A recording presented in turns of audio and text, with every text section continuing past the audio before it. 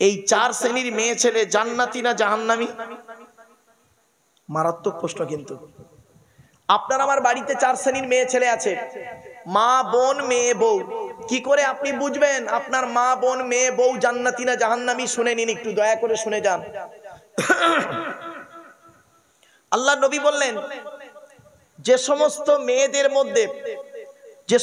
মেয়েদের মধ্যে কমসে কম 6টা অভ্যাস থাকবে, ছটা অভ্যাস থাকবে, ওই মেয়ে ছেলে যত নামাজ পড়ুক, রোজা রাখুক, হজ করুক, তাহাজ্জুদ পড়ুক, ওই নারী জাহান্নামী, জাহান্নামী, জাহান্নামী। মা বোনরা শুনে নিন, 6টা অভ্যাস যেন আপনার মধ্যে না থাকে। একটা একটা করে শুনে নিন। সে আপনার মা হতে পারে, মেয়ে হতে পারে, বউ হতে পারে, বোন হতে পারে। আর যদি এই অভ্যাসগুলো থাকে, পরিবর্তন করার চেষ্টা করবে, দায়িত্ব আপনার। চলুন।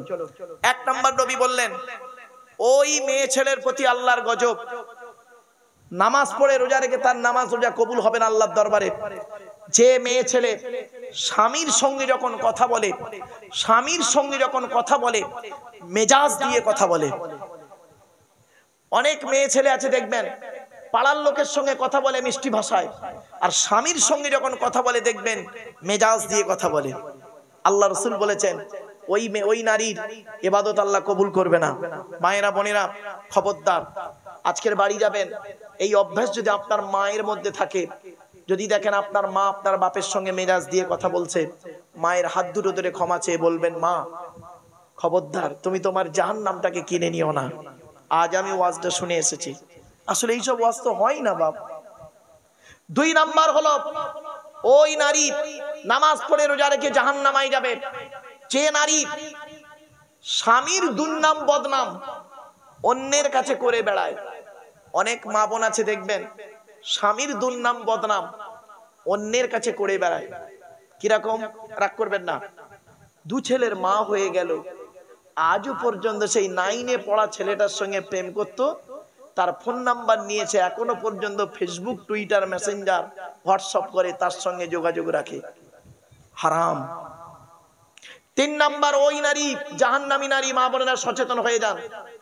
যে নারী স্বামী থাকা সত্ত্বেও অন্য পুরুষের সঙ্গে পরকীয়ায় লিপ্ত হয়, ব্যভিচারে লিপ্ত হয়। অনেক মা বোন আছে যারা করে কি, স্বামী রয়েছে, স্বামী থাকা সত্ত্বেও স্বামীর সঙ্গে সম্পর্ক রাখে ভালো, আবার দেওরের সঙ্গে অন্য লোকের সঙ্গে অবৈধ সম্পর্ক করে। হারাম, হারাম, হারাম। 4 নাম্বার হলো, ওই মেয়ে ছেলে জাহান্নামী নারী, নামাজ পড়ে রোজা রেখে জাহান্নামায় যাবে যে মেয়ে ছেলে বিনা কারণে স্বামীর বিছানা ছেড়ে দিয়ে অন্য বিছানায় রাত কাটায়। ভালো করে শুনে যান, দয়া করে বলে যাচ্ছি বাপ। স্বামীর বিছানা ছেড়ে দিয়ে অন্য বিছানায় রাত কাটায়। অনেক মেয়ে ছেলে আছে দেখবেন, যাদের বয়স 45, 50, 55, 60, 65, 70।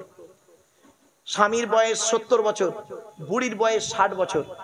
70 বছরের বুড়ো মানুষ, 70 বছরের স্বামী হার্টের রোগী, সুগারের রোগী, প্রেসারের রোগী, স্ট্রোক রোগী, কখন মরে কখন বাঁচে খবর রাখে না।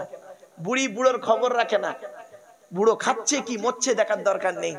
বুড়ি কি করে দেখবেন, ছোট ছেলের ঘরে ঘুমায় খাটে, আর নাতিটা নিয়ে ঘুমায় তাহাজ্জুদের নামাজ পড়ে। ও তাহাজ্জুদের নামাজই আল্লাহ কবুল করবে না। শুনে নিন, একজন পুরুষ 4 জনকে খুশি করলে জান্নাতি, আর একজন নারী 3 জনকে খুশি করলে জান্নাতি। একজন পুরুষ 4 জনকে কে? 1 নাম্বার পুরুষ, তুমি তোমার রব আল্লাহকে খুশি করো, অর্থাৎ কোরআন মোতাবেক জীবন যাপন করো। 2 নাম্বার পুরুষ, তুমি তোমার নবীকে খুশি করো, নবীর হাদিস মোতাবেক জীবন যাপন করো। 3 নাম্বার পুরুষ, তুমি তোমার জন্মদাতা বাপকে খুশি করো। হকের উপরে তোমার বাপ যদি খুশি থাকে, আল্লাহ খুশি হয়ে যাবে। 4 নাম্বার পুরুষ, তুমি তোমার পেটে ধরা মাকে খুশি করো।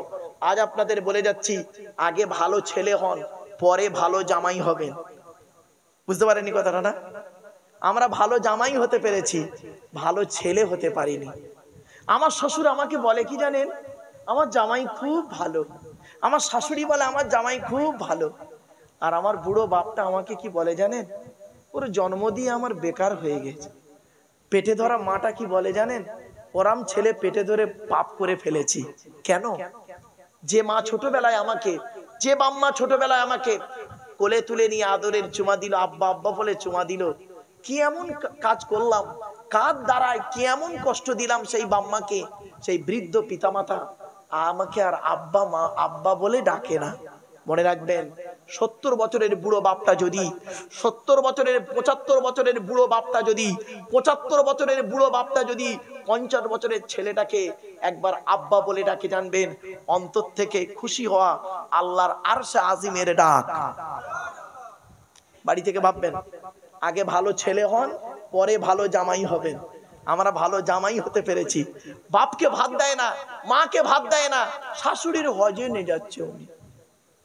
মার ভাত দেয় না, শাশুড়ির হজে নিয়ে যাচ্ছে জামাই। ঈদের সময় শাশুড়ির দামি দামি জামা কাপড় শাড়ি কিনে দিয়েছে, আর শাশুড়িরা এত নির্লজ্জ, অভদ্র অভদ্র নির্লজ্জ ছোট লোক, একবারও জামাইকে বলল না, বাবা জামাই এই যে আমার জন্য এই শাড়িটা কিনেছো বাবা, কত দাম? একবারও জিজ্ঞেস করেনি। তোমার মার জন্য যে শাড়িটা কিনেছো তার দাম কত? এ খবর নেই। জামাই দিয়েছে, অমনি লুবে নিয়েছে। লুবি তো, ছি, লজ্জা করা উচিত। নির্লজ্জ কথাকারে। শুনে নিন, আদর্শবান শাশুড়ি হলো সেই, আদর্শবান শ্বশুর হলো সেই, আদর্শবান শ্বশুর শাশুড়ি হলো সেই, যখন শাশুড়িকে একটা শাড়ি কিনে দেবেন, শাশুড়ি তখন জামাইকে বলবে, আব্বা তুমি আমার জন্য শাড়ি কিনেছো, আমি খুশি। তোমার মায়ের জন্য কিনেছো আব্বা? তোমার মায়ের শাড়িটা কত নিল? এক দামের দুটো শাড়ি নিতে পারতে, কেন আমারটা 4000 করলে আর তোমার মায়েরটা কেন 700 টাকার করলে? এই কথা যদি বলতে পারে, জানবেন ওটা আদর্শবান ঘরের মেয়ে। আর জানবেন এটা, এই কথা যদি না বলে, জানবেন ছোট লোক ঘরের মেয়ে। বাড়ি থেকে ভাববেন এগুলো। ছোট লোক গায়ে লেখা থাকে না, ব্যবহারে পাওয়া যায়। গাড়িতে লেখা থাকে না, আপনার ব্যবহার আপনার, বলুন বলুন বলুন, পরিচয়। এমনি বলা হয় না। চলুন এগিয়ে যাচ্ছি। এরপরে আসছি 5 নাম্বার। ওই মেয়ে ছেলে নামাজ পড়ে রোজা রেখে জাহান্নামে যাবে, যে মেয়ে ছেলে স্বামীর পরিবারের সঙ্গে খারাপ আচরণ করে। আচ্ছা, স্বামীর পরিবার কারা বলুন? স্বামীর বাপ, স্বামীর মা, স্বামীর ভাই, স্বামীর বোন। অনেক মা বোন আছে দেখবেন, স্বামীকে খুব ভক্তি ভালোবাসে, স্বামীকে খুব ভালোবাসে, স্বামীর বাম্মার দেখতে পারে না। স্বামীকে খুব ভালোবাসে, স্বামীর বাম্মার দেখতে পারে না। ওর বাপ ভাই এলে দেখবেন, ওর বাপ ভাই এলে দেখবেন আদর আপ্যায়ন বেশি হবে। আর স্বামীর বাপ ভাই যদি আসে, তার প্রতি গুরুত্ব নেই। ও নারী হলো জাহান্নামী নারী। বাস্তব বলে গেলাম। 6 নাম্বার হলো ওই নারী জাহান্নামী নারী, যে নারী তার স্বামীকে বলে, তোমার সঙ্গে বিয়ে হয়ে আমার জীবনটা নষ্ট হয়ে গেছে, আমার মতো মেয়ে বলে তুমি বেঁচে গেলে, অন্য কেউ হলে বুঝতে পারতে।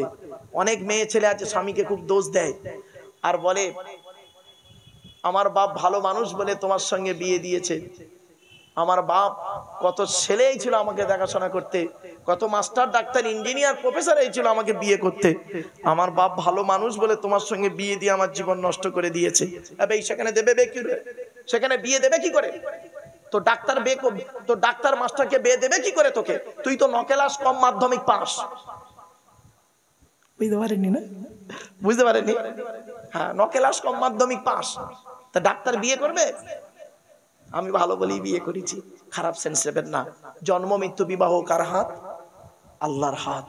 শুনে নিন, এইবারে শেষের দিকে নিয়ে যাব। অসুবিধা হচ্ছে না বাবা? হ্যাঁ, শেষের দিকে নিয়ে যাব, কারণ শ্রোতাদের ইন্টারেস্ট দেখে বক্তব্যের টাইম বাড়ানো হয়। আমি এই জন্য আমি যেখানেই জলসা নিই, সেখানে আমি শ্রোতাদেরকে একটু, কমিটিদেরকে একটু বলিয়ে দিই, যাই হোক বাবা আপনাদের টাইম কটা পর্যন্ত আছে জানি না, একটু 12টা পার হয়ে গেছে, আর কয়েক মিনিটের মধ্যে 3 ঘন্টা বকা হয়ে যাবে। যাক, এইটা শুনে নিন, লাস্ট পয়েন্ট। কিয়ামতের মাঠে, মা বোনেরা শুনে নিন, বাবাজি যুবক ভাইরা শুনে নিন, শেষ কথা। কিয়ামতের মাঠে 2 দিকের প্রশ্ন হবে। কদিকের? 2 দিকের প্রশ্ন। আজ বাড়ি যাবেন, বাড়িতে গিয়ে বালিশে মাথা রেখে এই উত্তরগুলো খুঁজে বের করবেন। যদি উত্তরগুলো পেয়ে যান, সকালবেলা উঠে বলবেন, ইনশাআল্লাহ আমি জান্নাতি। আর যদি উত্তরগুলো না পান, মরণ পর্যন্ত এই উত্তরগুলো খোঁজার চেষ্টা করবেন। কি কি শুনে নিন। কিয়ামতের মাঠে দুই দিকের প্রশ্ন হবে। এক নাম্বার প্রশ্ন হবে আল্লাহর তরফ থেকে, হুকুকুল্লাহ, আল্লাহর হক। আর দুই নাম্বার প্রশ্ন হবে হুকুকুল ইবাদ, বান্দার হক। আল্লাহর কি প্রশ্ন হবে আল্লাহর তরফ থেকে? দেখি, আল্লাহ বলবেন, তুই নামাজ পড়েছিলিস, তুই রোজা রেখেছিলিস, তুই হজ করেছিলিস, যাকাত দিয়েছিলিস, দান খয়রাত করেছিলিস? তা আমি কি বলবো সেদিন? আল্লাহ, মাঝে মাঝে নামাজ পড়েছি, মাঝে মাঝে পড়িনি, আপনি দয়ালু দয়াবান, আজকের মাফ করে দিন। আপনি যদি আজ মাফ না করেন, আমার জাহান্নাম ছাড়া কোনো রাস্তা নেই। সেই দিন রহমানুর রহিম যদি আমাদের মাফ করেন তো পার হয়ে গেলাম। আল্লাহর তরফের প্রশ্ন।